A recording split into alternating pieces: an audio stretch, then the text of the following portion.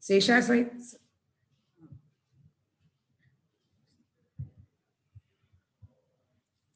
Good afternoon, ma'am. Yes, sir. Dr. Sesha Sai sir has done his MBBS and MD, MBBS from SVMC Medical College. He has served in Army as a captain for 5 years and is the NSS program officer, SV Medical College, Tirupati. He's an associate professor at Government Maternity Hospital, SVC, Tirupati. He working home, his nursing home is Sai Hospital in Tirupati. Dr. Lavanya Rai, ma'am, she's a very dynamic professor. It will take a full day to read ma'am's achievements. She has won the Young Gynecologist Award by OFOG, Bali, Indonesia. She's been a member of Project Review Committee, ICMR, examiner for MBBS, MS, FNB, UPSC, inspector for accreditation of hospital for National Board, Israel Government Technology Transfer Scholarship she is awarded. She's a visiting fellowship in Lomanda University, USA, National University. We welcome you, ma'am and sir, for the session. Over to you, ma'am.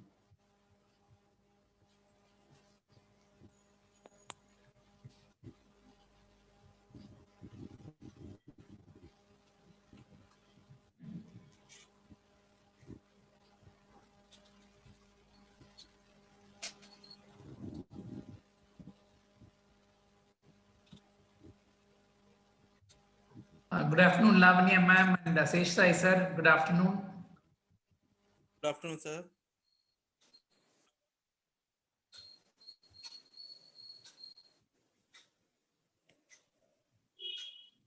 Good afternoon, sir. Shall I start, sir? Please. Yes, ma'am. Please go on, Sirisha. Good afternoon. I am Dr. Sirisha. Here is a patient, age 30 years old. She is a housewife, resident of Nandaluru, Kadapa. She studied up to 10th standard. She is wife of Penchalaya shopkeeper. She belongs to low socioeconomic status and she is a bookcase. Her LMP is 7th of April 2020 and her EDD is calculated to be 14th of January 2021. She came with chief complaints of abdominal pain since 4 hours and bleeding per vaginum since 1 hour.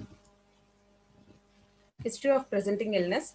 She is a second gravida, para-1 living one with 9 months of amenorrhea, came with complaints of abdominal pain since 4 hours, which is sudden in onset, increasing in intensity, duration, and radiating to thigh. It is not relieved on taking rest and medication. History of bleeding per vaginum since 1 hour, which is dark brown in color, moderate in amount, and it is not associated with any trauma. There is no history of leaking per vaginum. She is perceiving fetal movements and there is no history of headache, nausea, vomiting, epigastric pain, blurring of vision, and decreased urine output. There is no history of excessive weight gain and swelling of both lower limbs. Her BP was measured to be 140 by 90 millimeters of mercury and urine albumin was 1+. First trimester, she conceived spontaneously after 10 years of last childbirth, which is confirmed by UPT after her missed period at her home. There is no history of excessive nausea and vomitings, no history of fever with rash, no history of urinary disturbances like... Sirisha, can I stop you for a minute? Yes, ma'am. See, in your presenting HOPI, Yes, ma'am. you said there is BP and urine protein. Why did you tell that in HOPI? There are examination findings, right? Yes, is there any particular reason to tell that here? She came with bleeding PV, ma'am. So I know, but blood pressure and protein is what you test. That is done later during the examination, right? It cannot be a history. Is the patient able to tell my urine is 1+ and 140/90 blood pressure? Yes, ma'am. So I don't think that was necessary. And then in your first profile slide, if you had included period of gestation calculated 38 or 39 weeks, that would have been better. Okay, we'll go back to your trimester history. Yes, ma'am.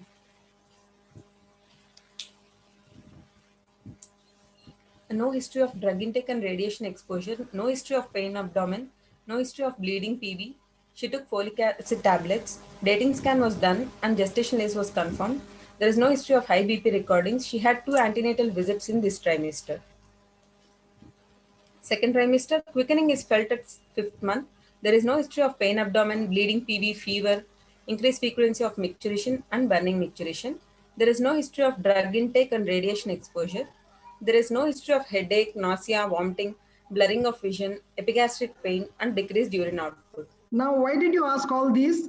Is radiation exposure significant in the second trimester or first trimester? First trimester. So that's why again it has got repeated in the second trimester. So I was wondering why. Is headache, Yes. nausea, vomiting, blurring of vision is routine? When you are saying her blood pressure was normal, is it required to be routine? No, ma'am. If a patient has got high blood pressure or she's a known case of chronic hypertension, you tell those points, it is significant.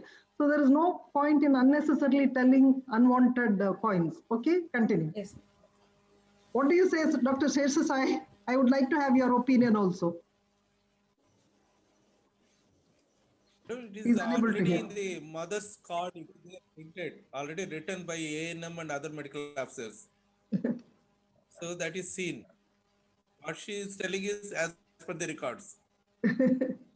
I know, but she should modify during the presentation. That's what I was thinking. Okay, continue. TT prophylaxis, 2 doses were taken in 4th and 5th months. IFE and calcium tablets were taken. OGTT was normal. She had 2 antenatal visits during which her BP recordings were normal. Anomaly scan was done at 5th month and said to be normal. 3rd trimester, there is no history of headache, nausea, vomitings, blurring of vision, epigastric pain, and decreased urine output. She took IFA and calcium tablets. She had 2 antenatal visits in this trimester. During that visits, her BP recordings were normal. Growth scans were done and said to be normal. Obstetric history, she is married for 15 years and it is a non-consanguineous marriage. Her first pregnancy, she conceived spontaneously after 5 years of marriage.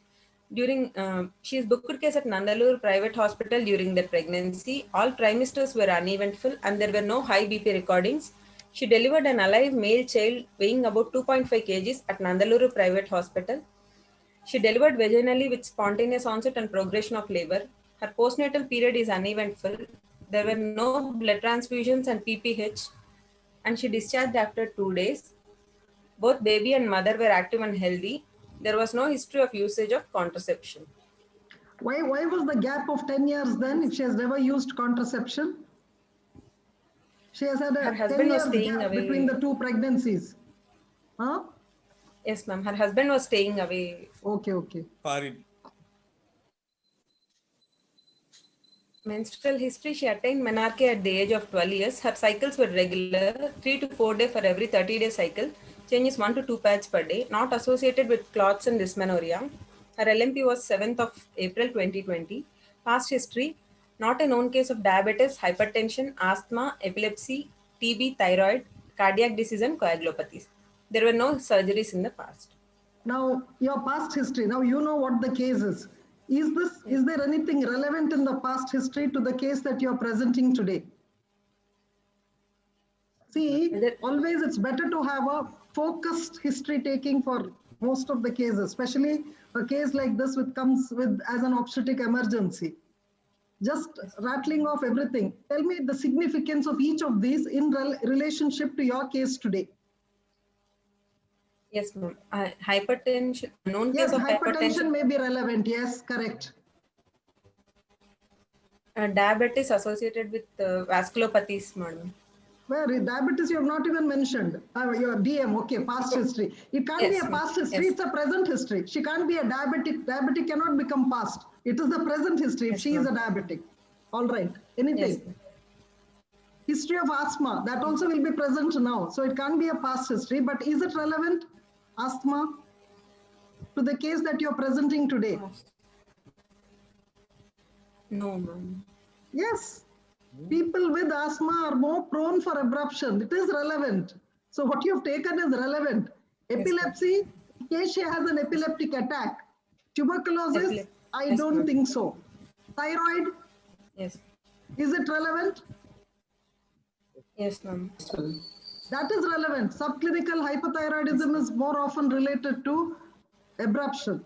Cardiac disease, coagulopathies. See, what do you mean by coagulopathies? Just don't write big names. It should be a focused history relevant to the case and not just generalizing. All right? Okay, continue. Yes, ma'am. Family history, no history of diabetes, hypertension, asthma, epilepsy, TB, thyroid, and cardiac disease in the family. No history of preeclampsia to mother and siblings during their pregnancies. And there is no history of multiple gestation, congenital anomalies, unexplained IUDs in the family. Why did you ask for Personal that history. unexplained IUDs in the family? Don't run. Let us think for each slide that you have made. You've taken so much pain to write the slides, no? So we should think about it, yes. Why did you ask for unexplained IUDs in the family? Whether during her pregnancy she had. Sunanda, Esther Rani and Sirisha. Sunanda, can you tell me, is it relevant, unexplained IUDs in the family? Unexplained IUDs may be due to abruption, ma'am, but it is not. When you say it is due to abruption, it is not unexplained. It is explained. But it not run.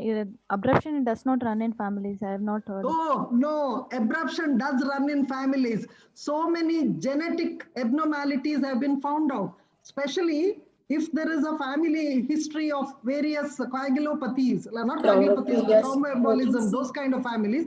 And there are separate genetic mutations which can run in families. So it becomes relevant when it is a recurrent abruption, or if the patient's sister has had an abruption, first degree relatives, then it is relevant.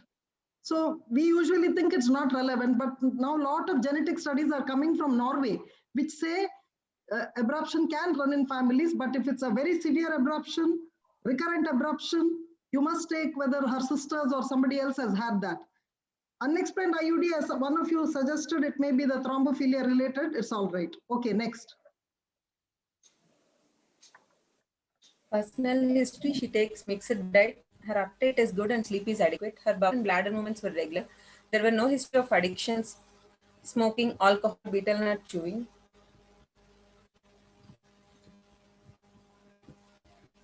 On general examination, she is conscious, coherent, oriented to time, place, and person. She is moderately built and moderately nourished. Her pre-pregnancy BMI is 20.2 kg per meter square, and present BMI is 24.03 kg per meter square. Her weight gain during the pregnancy is 10 kgs. Thyroid, breast, and spine are normal. On pallor is present. Bilateral grade 1 pedal edema of pitting type is present. There is icterus, cyanosis, clubbing, and lymphadenopathy. Vitals are: she is afebrile. Her pulse is 92 beats per minute, regular in rate and rhythm, normal in volume. Blood pressure is 140/90 millimeters of mercury, measured in right arm in sitting position. Respiratory rate 16 cycles per minute. Now here you tell about blood pressure, it's fine. It should not have come in the history. Okay. Yes. CVS S1, S2 present, no RS, normal vesicular breath sounds heard all over lung areas, no adventitious sound. CNS, no focal neurological deficit. Abdominal examination. On inspection, abdomen is longitudinally oval.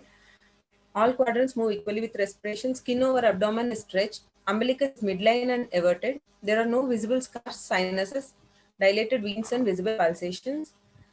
Hernial orifices appear to be normal. Linea nigra is present. On palpation, abdomen is tender and irritable. Fundal height corresponds to 36 weeks of gestation. Symphysia fundal height is 36 centimeters. Abdominal girth is 39 inches. It is a cephalic presentation and it is engaged 2/5 palpable. Fetal heart sound is 136 beats per minute, regular rhythm, LOT. Clinically, Liker is adequate. How do you make out that? Stop. How did you make out clinically Liker is adequate in a uterus which is tender and irritable? That means the basal tone is high. So when the basal tone is high, uterus is tense. So in that kind of a uterus, how do you make out clinically Liker is adequate?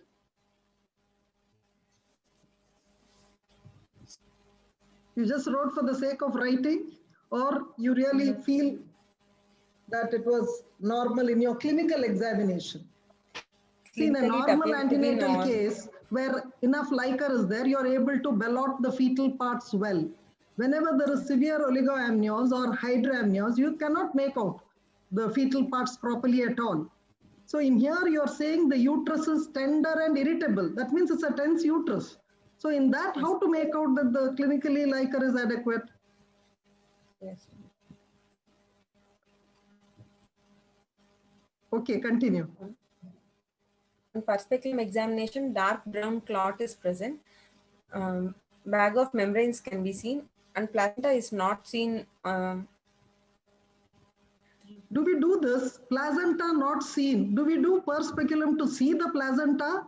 We are in an era of ultrasound, and you only told me that this patient has had a scan done at 20 Yes. weeks, 5th month. Yes, ma'am. And they said it was normal. So we know that the uterus, I mean, the placenta is in the upper segment. How can you say per speculum placenta not seen? I have never seen it, placenta, except in incomplete abortions or something like that. I don't think that should be written. Placenta not seen. I know it's, I mean, even here in Malaysia, out everybody placenta. writes in the file, placenta not felt, cord not seen, cord not felt. In this modern era of ultrasound, will we wait to do a speculum examination to see the placenta? I know this is my opinion. What does Dr. Sheshasai say? Placenta we cannot see, madam. I know. Back- I feel that should not be written. We don't do a speculum to see the placenta. Placenta is always located by ultrasound. Yes. And I feel if if this case is coming to you for the first time, as a case of APH, it's always safer to do ultrasound first before you do per speculum or PV examination. That is the basic teaching. Yes. Only if Yes, you're ma'am. 100% Ultrasound is- convinced, then you go for speculum or PV first before ultrasound. Okay? I know the clinical Yes, features per abdomen. What made you think that it is safe to do PV or per speculum in this case? Patient came with bleeding. And what are the points in this case so far which made you think it is safe to do per speculum or PV examination in a case of APH? Patient came with complaints of bleeding PV, ma'am. And one more. Pain abdomen. Pain abdomen. Yes, pain abdomen. Esther Rani, yes, pain abdomen and bleeding. So that is more towards abruptio placenta. But a placenta previa also can get into labor and complain of pain. And that time she can have the bleeding. When labor on starts. clinical Tender uterus. examination, Tender, Esther tender. Rani, Tenderness yes. if the uterus is present on clinical. Yes, tense and tender uterus. Is there any other finding? Vijitra on per abdomen, which says it is abruption, so it is safe to do per speculum or PV. Yes. Tense and Vijitra, tender. I don't see it. Huh? Tense and tender, man. Tense and tender uterus, Sunanda answered. Is there any other finding on per abdomen palpation which made Uterus you is say, Uterus engaged. pass. huh? Head is engaged 2/5 palpable. Yes, head is gone in. If it was placenta previa, the finding would have Mobile been, floating head will be Mobile the and norm. Floating head it would will have be been present. floating or it would have been a malpresentation. So your head is 2/5, so you're safe in doing PV in this particular case. Otherwise, the basic teaching in APH is first it's ultrasound, then only per speculum and PV that is required, right? Yes. Okay, continue. So you should have, now you have written after confirming placental position, how per speculum placenta not seen. Was that the way of confirming the placental position? The ultrasound word is Ultrasound not was there. done, ma'am. Huh? Yes, ma'am. Ultrasound was done, ma'am. Yes, but here you per speculum placenta not seen. Next you are saying after confirming placental position. By ultrasound is not written there. Because in speculum you have mentioned that finding. So you have to be very careful about writing all these things, right? Yes. Okay, continue. Cervix is soft, mid position 1.5 centimeters long, os is 2 centimeters dilated, presenting part is vertex at -1 station, membranes are present, pelvis is gynecoid and adequate, and her Bishop score is 6/30. Presenting part at Summary. -1. Is the head engaged? Where will the head be when the head is engaged? Zero. Zero station, madam. Zero station. Zero, ma'am. Zero station. Okay, continue. Here is a 35-year-old second avida para-1 living one with 38 weeks of 1 day of gestation, belonging to low socioeconomic status, with complaints of pain abdomen since 4 hours and bleeding per vaginum since 1 hour, without imminent symptoms. On examination, pallor is present, bilateral grade 1 pedal edema is present, her BP is 140/90 millimeters of mercury. Per abdomen, uterus is 36 weeks of size, tense, tender, irritable, cephalic presentation, 2/5 palpable, fetal heart is 136 beats per minute, regular LOT. On vaginal examination, cervix is soft, mid position 1.5 centimeters long, os is 2 centimeters dilated, presenting part is vertex at -1 station, Membranes were present. Membranes Pelvis is absent you gynecoid have and written nadu. here. Earlier you have said bag of membrane present. Membranes Here by- it says membranes absent. What is it? Stick to one. Mem- It can't be both. Membranes were present. Membranes were present, madam. Bag Later of ARM membrane was was done. intact. Yes, But ma'am. Later liquor ARM is was blood done. stained, liquor is draining. Madam, after That is ARM is contradicting. See, this goes well. Membranes absent and blood stained liquor draining. If this goes well, that means the previous finding is wrong. Bag of membrane. bag Okay. of membranes were Ah. present, ma'am. ARM is done, ma'am. And on ARM, blood stain liquor was found, ma'am. You did ARM, that you have not mentioned. You should have told that ARM done and that's why it was blood stained. Yes.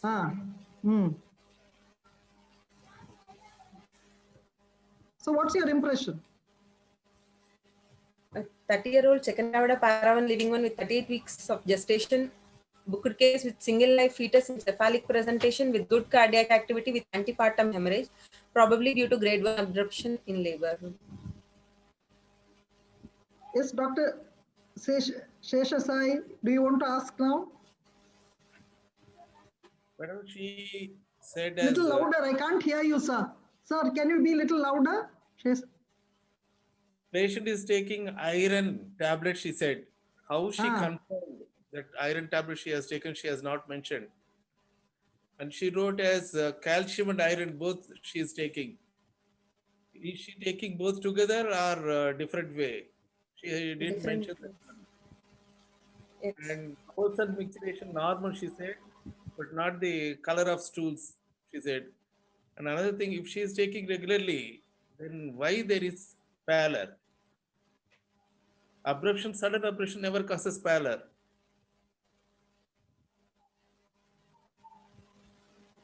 Can you hear? Sir, yes, sir. Yes, Sirisha, are you answering him?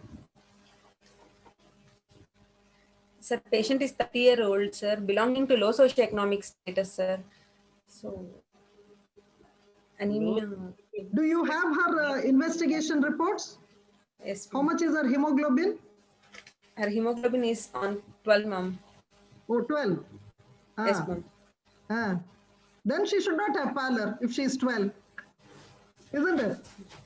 So Yes, your physical examination is not going with the investigations. So now this patient is in front of you. How will you manage? Here is a lady who has come with bleeding, pain, Yes, head ma'am. is gone in, not freely mobile, fetal heart is good. And your provisional diagnosis is grade 1 abruption in labor, early labor. How do you want to proceed with this patient? But we should admit the patient and we should Patient, send for all admitted patient only. investigation. Don't say that. We are not going to her house to check all this. It's understood she's admitted.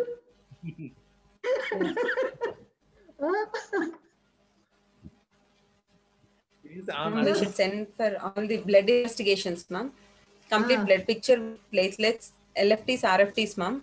See, by the time you draw the blood, can you do something? Here is a patient who has come with bleeding, and we are thinking of abruption. Abruption is an obstetric emergency. Secure we IV don't know line. at any time she can deteriorate. Secure IV line and F2 Yes, secure an IV line, and when you are securing the IV line, draw the blood. For various investigations, we'll look at each one of them. Why do we want to do it and all that? So your fetal heart is good. What else will you do? You have heard the fetal heart. What is next now? So you have drawn the blood, you have sent for investigations. We'll keep it aside. We will discuss that, the investigations. Then what will you do now? Trisha, you said as tender uterus. If tenderness is there, is it possible to see FHS so easy? No, sir. That's what It's even difficult Liker she made out with the tender, tense uterus. She made out Liker is normal. Fetal heart she heard easily. Only in normal contraction you can see the liquor, but not in the tender uterus. Yes. Huh? And when you are examining this patient, since you have even your diagnosis in labor, you should have also seen whether you are able to appreciate the contractions in between that tenseness. You have written irritable. So you could have seen how many contractions are coming, because that will help us to decide whether to allow her to progress. So now here is a case of you're suspecting abruption. She has been bleeding for 1 hour, according to you, moderate amount of bleeding. It is not scanty. So it can become profuse at any time. So she's lying in front of you. You have secured an IV line. You have drawn enough blood to send for various investigations, which we'll discuss later. What else will you do? Send for cross-matching. You'll send blood for grouping, RH typing, and cross-matching. Okay, that is part of blood. Now, blood part you have taken. I'll come to each of those investigations later. You have drawn the blood. You have established an IV line. Fortunately, her general condition is stable, but in a pregnant woman, just because condition is stable, we can't say she is not dead enough. Remember the physiological changes in pregnancy. Blood volume increases. For a patient to become really symptomatic with hypotension or tachycardia, she would have lost a lot of blood.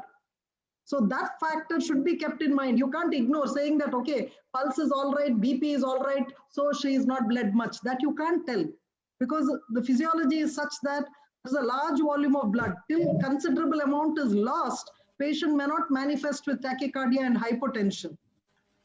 And a patient, if she has had preeclampsia earlier, this patient we don't know. She has had antenatal care during COVID times, only 2 antenatal checkups in the whole of 3rd trimester. We don't know what her blood pressure a week ago was. So if she is really high blood pressure, 140/90 may be her lower. So a patient can be normotensive, a patient can have hypertension, or sometimes if she has not had hypertension in the past and she has bled a lot, she may come as hypotension. So we can't judge this abruptio placenta patient based on blood pressure alone. She can be hypotensive, she can be normotensive, she can be hypertensive. And sometimes in these cases, a lot of catecholamines will be released, and that itself will raise the blood pressure even if they were normotensive earlier. So we have to take this abruption seriously. Though you think, oh, it's grade 1, fetal heart is okay, I can ignore. No, abruption cannot be ignored, and in front of your eyes, she can deteriorate. So now we have established an IV line. You have sent for relevant investigation. You have arranged for blood in case we require to transfuse. What else have you done? Monitor the fetal heart, ma'am. Little louder. Monitor the fetal heart, CTG. Yes, you must connect the CTG. Anything else? Already ARM has been Pulse done. oximetry, No. vitals. You will check Already all had- her vitals. Okay. If you have a good system, you can even connect her to the pulse oximetry and the whatever. Then what else? It's a Already case of abruption. artificial rupture of Dr. membrane. Seshas, I already said the uterus is tense and tender. Now you have connected the CTG. You know the fallacy in abruption is, in some cases of severe abruption, because of the tense uterus, you may not get the fetal heart. You think baby is dead. Baby may be alive. That is why ultrasound is important.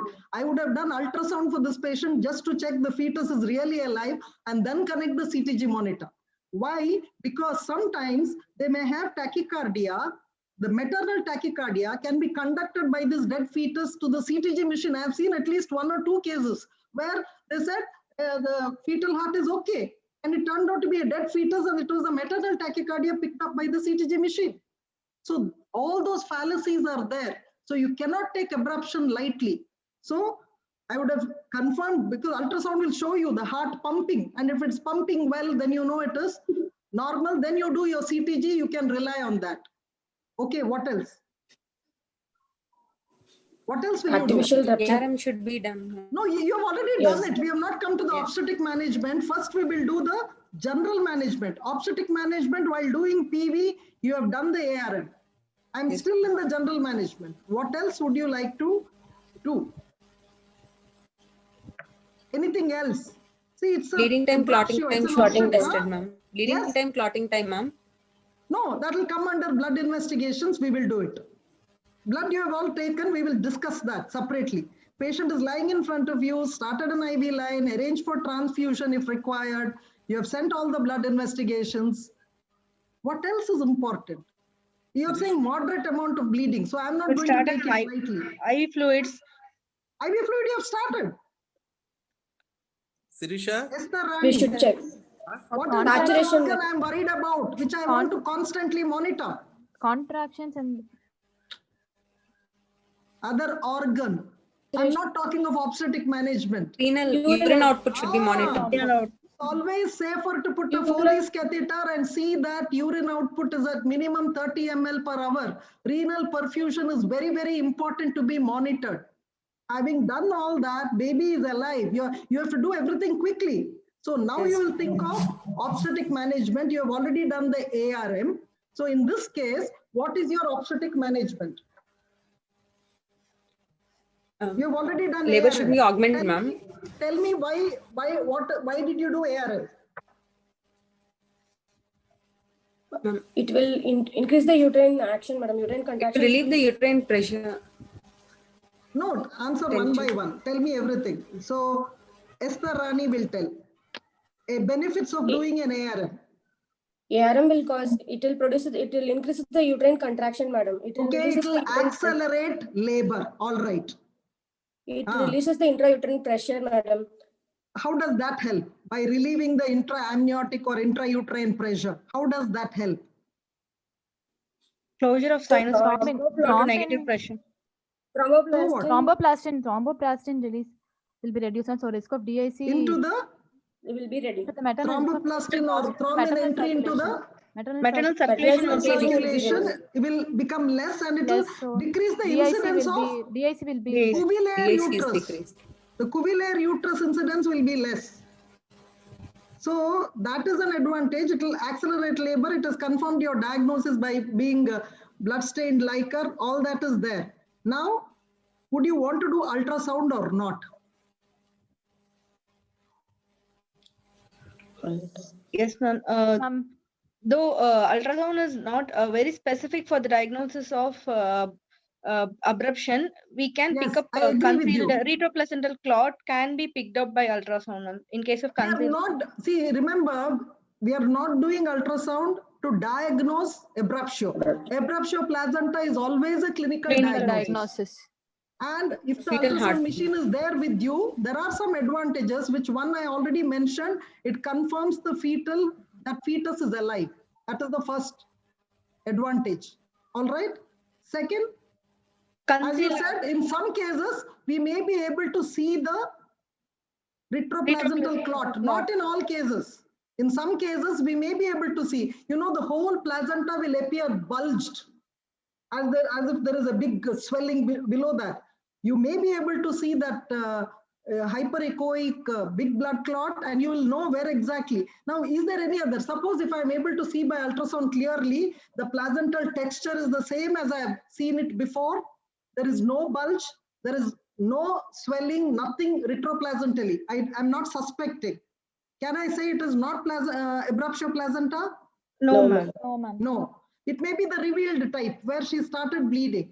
But is there an advantage of doing an ultrasound by knowing that it is not a retroplacental hematoma, everything? I'm repeating again, you can't rule out 100%. Maybe that it will become evident in next 1 week or 10 days that the whole texture changing to hypoechoic, isoechoic, whatever. But right now, I'm not seeing it, and the placenta looks perfectly normal, the same texture. Is it an advantage to me? Am I happy in this case? Referring to your case has come like this clinically. I do an ultrasound, and I find I don't see anything in the retroplacental area, and I'm quite confident the placenta looks intact. But so I think whatever bleeding must have occurred is from the edge of the placenta, and most likely it is revealed. Is that an advantage for your management? Here we have retroplacental blood loss and retroplacental hematoma clot is more risk to the fetus than the revealed type. If there is a retroplacental hematoma, it is more dangerous because that hematoma can expand, separate more of the placenta.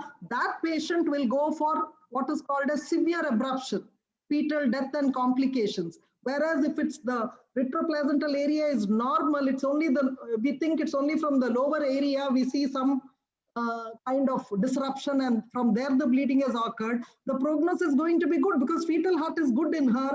She is a second gravida, and this thing, what is that? It's only grade 1 you are thinking. And if you don't see any retroplacental, on the other hand, for the same case, if I see a retroplacental big hematoma in the center, I'll get more worried, even allowing her into vaginal delivery. Anytime the baby may die, sudden severe bleeding. So ultrasound, though it is not essential for diagnosis, it tells you some prognostic conditions. First and foremost, it also rules out placenta previa. That is your first advantage. Many patients with APH may come to you without any previous ultrasound finding, and you may be seeing them for the first time. So the advantage of doing ultrasound is you have ruled out placenta previa. But sometimes, you know what can happen? The big clot of this abruption can be in the lower part of the bag of membrane, and it has happened. And we think maybe an accessory lobe is there. We are seeing the normal placenta up and a small hematoma like, clot in the lower segment, which will mimic an accessory lobe. Then how to differentiate? Is it a clot or is it an accessory lobe of a placenta? In abruption, a big clot can come and sit near the cervical os. Vascularity will not be there. Doppler will do a Doppler, man. Doppler. In case of no, Doppler, you'll only see if there are blood vessels. This accessory lobe inside, you may not see anything. See, we are talking theoretically because anyway, this patient, baby is in good condition. Otherwise, you can't waste time like this. Abruption, you have to deliver fast. If the baby's condition is good, bleeding is moderate, mother is stable, so we can discuss all this. It becomes isoechoic after or hypoechoic later. When you do the ultrasound, when you move the transducer, clot will go this side, that side. If it's a placenta implanted, then it won't go this side, that side. And placenta per se has its own texture while doing the ultrasound. They say that some signs and all they describe. So these are some practical problems. But you must also remember, abruption is more common when there is a fibroid in the uterus. If the placenta is implanted on the fibroid, and then we don't know, is it the fibroid or is it a retroplacental hematoma that we are seeing? That is another dilemma.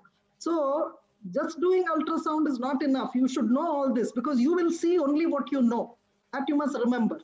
There are people who have diagnosed retroplacental hematoma and fibroid in a case of this thing, abruption, saying it is abruption, it turned out to be a fibroid. Because the fibroid, the placenta is situated on the fibroid. So all these things should be thought of. But I repeat again, rule out placenta previa, confirm that the baby is alive. You will know the amount of liquor, also estimate the size of the baby by doing the biometry. And if the baby is moving well, you know the fetus is in good condition. So ultrasound has to be done.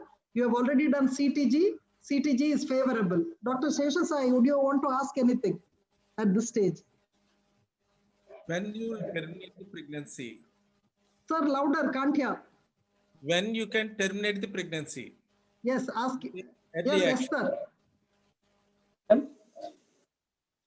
So fetal and the maternal condition versus then we have to do immediate cesarean section. Or generally, so generally or in this patient, sir? Any patient. So in the fetal or maternal condition worsens in abruption, then we have to do immediate cesarean section. So what are the fetal conditions? You'll go for cesarean section. Fetal distress. Deceleration. Prolonged bradycardia. Bradycardia. Or if the mother is having hypotension or tachycardia, blood loss is DIC. more. Hypofibrinogemia, then we have to correct it and then do cesarean section. Yeah, I would like you to tell that any baby which is alive and she is far from labor, not likely to deliver in the immediate future, where cervix is not favorable, to save the baby, cesarean is the alternative. If the baby is dead, it is vaginal delivery. In this case, what factors make it favorable to allow for vaginal delivery? Previous second normal delivery. Correct. Already she is in labor. 4 centimeter dilated. So early cervical changes are there. You have done an ARM. Then augmentation of labor can be done if the fetal heart rate is good, ma'am. Good. So you have to constantly monitor the fetus. She is a Continuous second fetal heart rate gravida. monitor. She is 2 centimeter dilated. Yes, ma'am. Now. Yes, ma'am. So how many hours more do you think she will require to deliver if all goes well? Most often in abruption, somehow we have seen if they have to progress in labor, they progress pretty fast. So how many hours she may require minimally to deliver? Within 4 hours, Within 4 hours.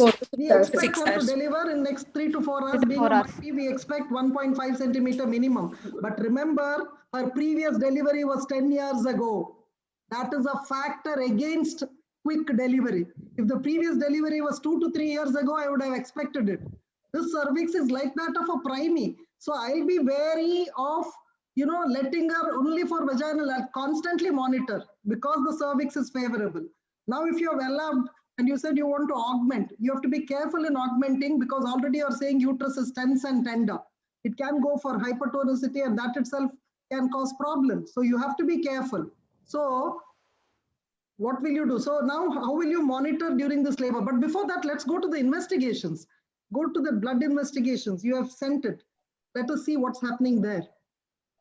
So tell me why hemoglobin is required. In a complete blood count, you would see all this. Why? What's the significance? Each one. Tell fast, Esther. Hemoglobin, how much blood loss has occurred now? Her baseline was 12. You will know the degree of anemia, and if you have to give blood transfusion, that is one of the parameters. Then platelet count. Platelet count. If she had whether she is in the platelet is very less, then the risk of bleeding is more, ma'am. Yes, if the platelets are low, you'll be more worried. Then you'll have to think of that. Then blood grouping and typing for cross-matching to be kept. VDRL, I'm not interested. What else is important? Renal function test. After the complete blood count, you want to do renal profile. Why do you want to do renal profile? This acute shutdown of hypovolemia, renal failure. Answer one at a time. I don't know what is the hypovolemia. Renal perfusion is decreased, ma'am. You can say renal failure is one of the complications of abruptio placenta. So we need to monitor the renal parameters. So renal function test should be done. And PT-PTD-INR has to be done. Most important is coagulation profile. That's what we are worried about. What is the coagulation profile you're going to do? Tell me, coagulation profile, what are you going to do? PT-PTD-INR, serum fibrinogen. Okay, yes, fibrinogen, PT, APTT, what else? Abruption, you're anticipating. DIC, coagulation problems. What else would you like to do? Fibrin degrade product. Fibrin degradation product and D-dimers. Now, what is the purpose of doing this coagulation profile? Now we are doing a baseline as the patient comes. Now, when you are allowing her for delivery, you have to repeat it in the next 2 to 3 hours again. She may not have coagulation problems when she came in, but it can develop in the course of labor. So this investigation and the renal function test needs to be repeated after 2 to 3 hours while you are watching her. Okay, so what is the purpose? One is to diagnose hypofibrinogemia and DIC, coagulation problems, DIC, to know whether there is hypofibrinogenemia and bleeding tendencies. One is for that. What is the second reason for doing this coagulation profile? Once that is abnormal, she comes under severe abruption. Okay. We have to correct. We have to correct the coagulation. We have to correct the coagulation abnormalities. Then we have to intervene. If you have to do surgery, you have to correct it before you are taking her up. Correct. Fourth, what's the purpose of doing this coagulation profile? PT, APTT, fibrinogen, D-dimer, everything. You must tell me.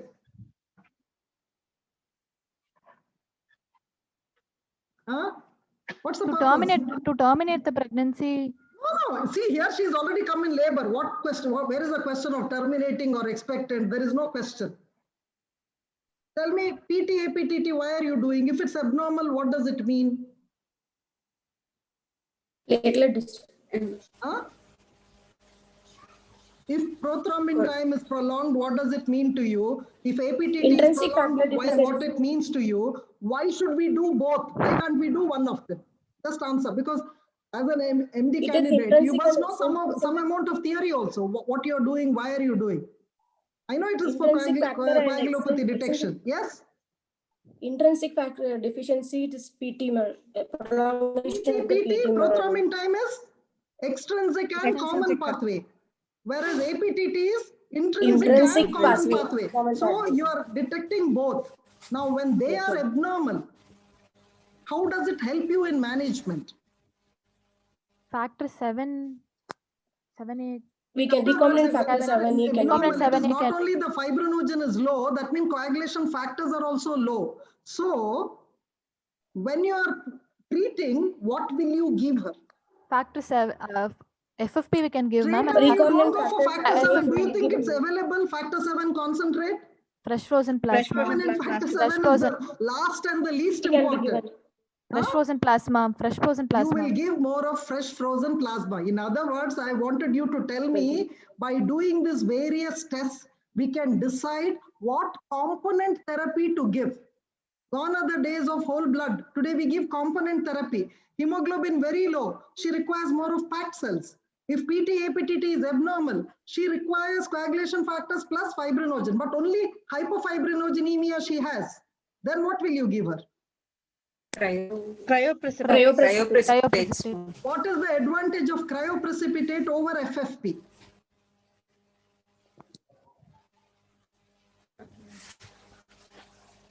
It increases fibrinogen levels by what? Both are increasing fibrinogen levels. Yes. FFP is also increasing, and even cryo is also increasing. But cryoprecipitate factor 11 also. See, one person at a time. If everybody answers, I can't make out. Cryo contains factor 11 also. More than that, see, cryo is available in small ampules. It's a concentrate. We don't want to give this patient lot of volume. They can go into pulmonary edema very easily, especially if you're saying she's a case of preeclampsia. FFP comes in bigger volume, 200. See, the amount of fibrinogen content may be the same.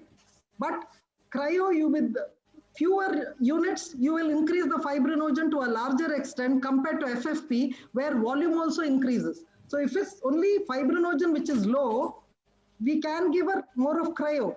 But if you think that PT-APTT is also prolonged and this, then you give FFP, because that also is required.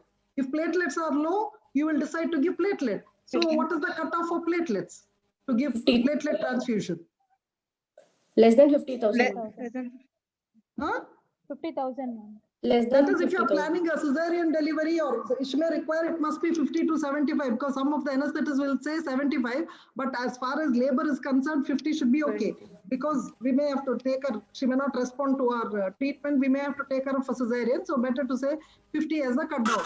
Otherwise they say 20,000 only will be the cutoff. So in other words, by doing this complete coagulation profile, it will not only help you to diagnose the severity of abruption, it will also tell you the complication of abruption. It will also tell you what component to give to this particular lady. So it is very important from treatment point of view. You have written bleeding time, clotting time. Is that important now?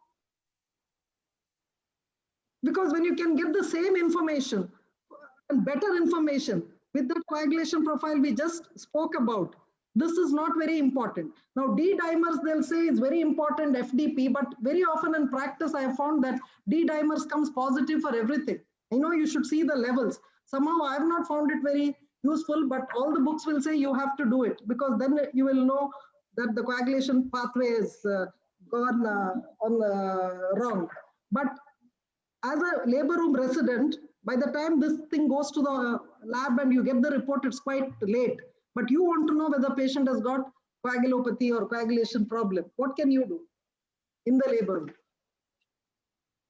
to know whether the patient has already developed coagulopathy? Clot retraction. You will do what is called as wall clot test. Tell me how will you interpret that? Tell me how to do and how to interpret wall clot test. Every labor room, ancient labor rooms will have a dry test tube kept near the abruptio placenta beds. Yes, some blood is taken in a test tube and allowed to clot, ma'am. Yes. If the blood is clotted within 10 minutes, it has adequate fibrinogen, ma'am. If the blood clots within 6 to 8 minutes, clotting time is normal. So that Yes. means she has not gone for coagulopathy. That is one, clotting time. What else do you look for? The same blood is allowed to rest for 30 to 60 minutes, ma'am. If the clot is retracted within 30 minutes, platelets are adequate, ma'am. Yes, it reflects that the platelets are adequate. The clot forms, retracts, but the clot is not stable. It lyses soon. What does that indicate? Lysing. DI. She's Forms, going it for DI. lyses.